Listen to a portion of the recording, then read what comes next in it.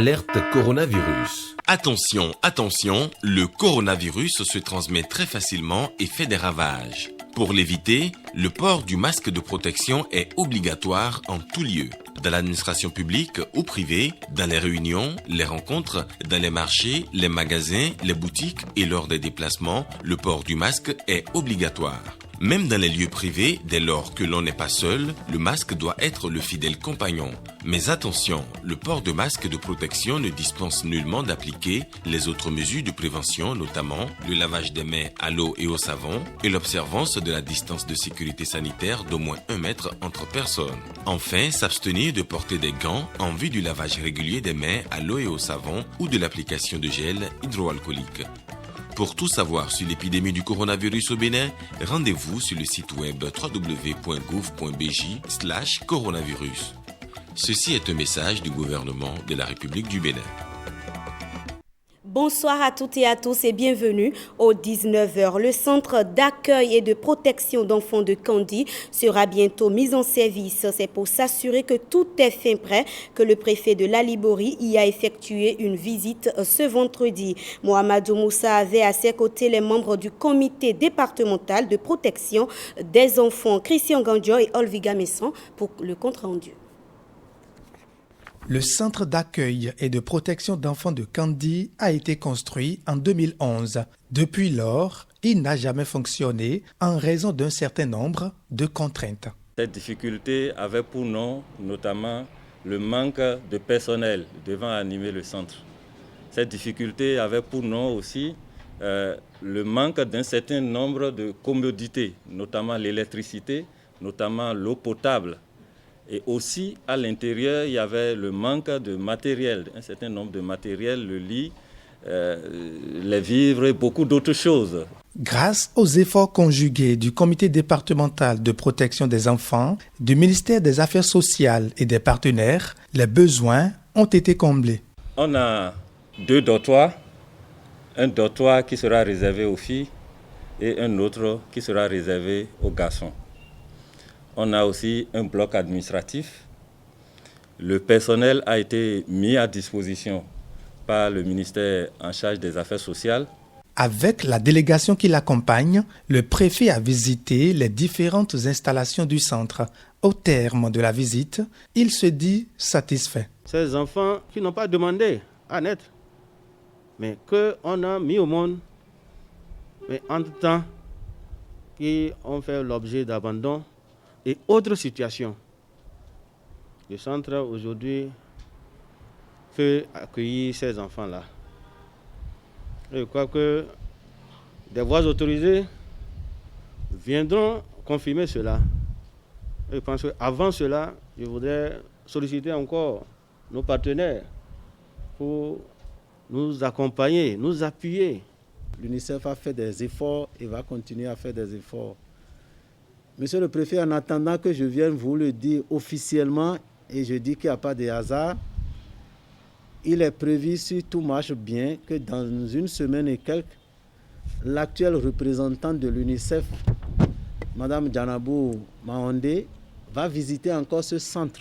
Une visite qui va permettre de passer en revue les derniers besoins du centre avant sa mise en service officielle. Le centre d'accueil et de protection d'enfants de Kandi se situe au quartier Gansoso, dans le 1er arrondissement, sur l'axe Kandi-Panikwara. Et puis, le ministre des Affaires sociales et de la microfinance, Véronique Toinfodé, était avec les femmes de la cité des Kobourou. Objectif, les sensibiliser à l'opérationnalisation du microcrédit à la FIA. Nathalie Doris Oulabi pour le point. Plus aucun doute, le microcrédit à la FIA est désormais disponible et effectif dans le Borgou et particulièrement à Parakou. C'est déjà une réalité. Ce n'est pas du mensonge. Ce que nous autres, nous savons faire, c'est de mettre le crédit en place. Je voudrais vous rassurer que si vous venez chez nous, vous serez satisfait. Chargé de la mise en œuvre du programme microcrédit à la FIA, le FNM, le Fonds national de microfinance, rassure de la disponibilité des fonds. Le chef de l'État avait promis de mettre 10 milliards chaque année pour le microcrédit que nous sommes en train pour le microcrédit à l'AFIA. Et je peux vous dire ici aujourd'hui que pour 2021, au niveau du FNM, nous avons déjà les 10 milliards. Il ne dépend que de vous et des institutions de microfinance pour que tout le monde puisse en bénéficier. Je voudrais exprimer mes remerciements au gouvernement pour la mise en œuvre de ce crédit innovateur qui permettra de lutter contre la pauvreté et d'assurer une réelle autonomisation des femmes.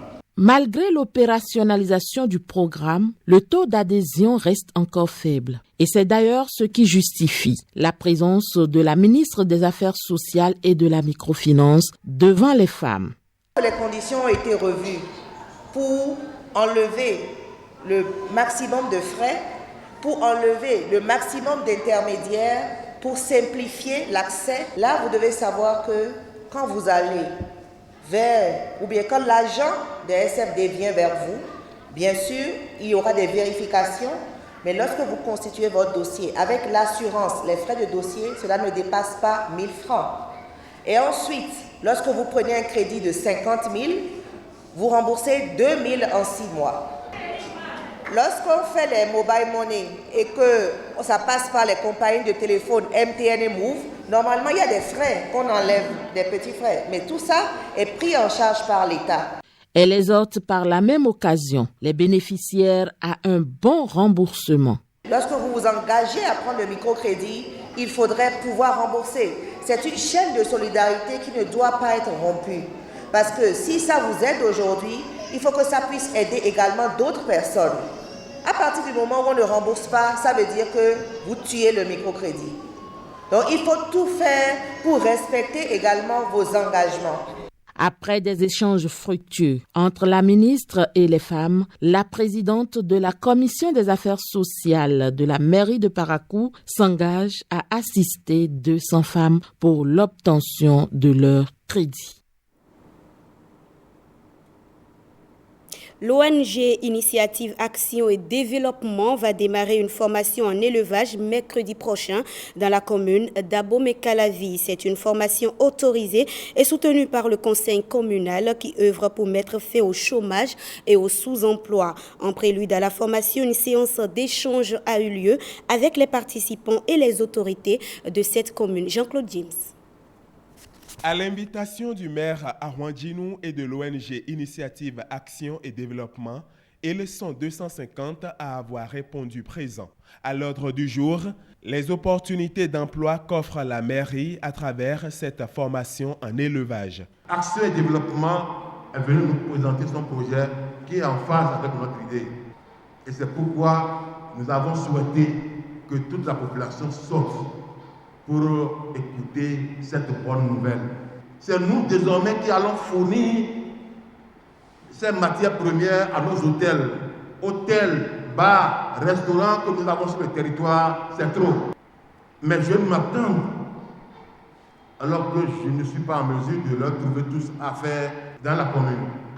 Nous avons opté pour finir avec le mythe de l'homme au col blanc et se mettre résolument en action pour développer notre pays, pour nous prendre en charge. C'est de ça il est question. Et c'est ce que vous êtes venu nous dire ce matin. Nous vous remercions et nous promettons que cette formation sera suivie religieusement. Différents modules vont marquer ce partage d'expériences relatives à l'élevage des poulets locaux et chers. Le formateur principal revient ici sur quelques détails. Avec cette formation, je sais que nous aurons plusieurs types d'informations, plus aussi un grand changement en matière de poulets locaux et sur l'élevage des poulets chers. Sur l'élevage des poulets locaux, nous avons d'abord le critère de choix et le bâtiment. Est-ce qu'on élève un poulet dans un bâtiment? Non, on verra au bout de la formation. Et après ça, il y aura l'alimentation. Il y a aussi les maladies, les différents types de maladies. Cette formation, qui est prise en charge par le conseil communal, démarre mercredi prochain. Il faut rappeler que 14 communes ont déjà fait l'expérience. Et ce communiqué de la HAC avant de boucler cette édition, le président de la Haute Autorité de l'Audiovisuel et de la Communication informe les personnes physiques ou morales désireuses de faire acte de candidature pour la sélection des exploitants des sites Internet fournissant des services de communication audiovisuelle ou de presse écrite destinés au public en République du Bénin que le dépôt des dossiers initialement fixé au jeudi 4 février 2021 à 17h est reporté au lundi 15 février 2021 à 17h. Passé ce délai, aucune candidature ne sera acceptée. Ce communiqué est signé Rémi Prosper Moretti, président de la HAC. Cette édition s'achève. Merci de l'avoir suivi.